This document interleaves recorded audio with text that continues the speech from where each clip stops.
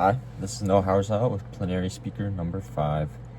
My first takeaway is how culture and like racism and all that type of stuff is a type of idolatrizing legalism, and how it's like you're always adding something and it's all about you and it's not thinking about others. So it's like Jesus plus culture, Jesus plus good reform belief, Jesus plus something, fill in the blank. And it, when in reality, it always should only just be Jesus.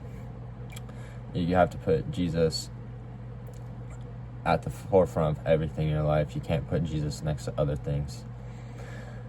Second point is that how we sometimes will like slowly agree with stuff we disagree with to get stuff that we want. And so we we'll make small compromises a little bit at a time until we're there and fully on board. I was talking about how he goes Wittenberg, or I don't know, some guy who disagreed with slaves, but then he kind of made small compromises with it, and then he started to own slaves and he made it okay because he was helping somebody out or something like that. So he made small compromises until he got there.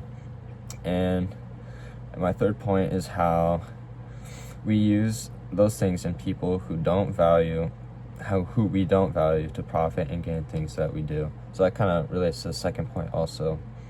And I also thought it was interesting how money gives us a false sense of ownership, and the love of money is the root of all kinds of evil. That's a really interesting verse, and how we see having more money as having more power and more of that stuff.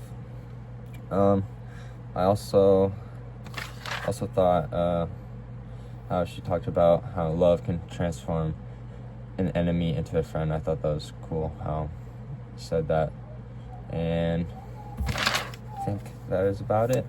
Thank you.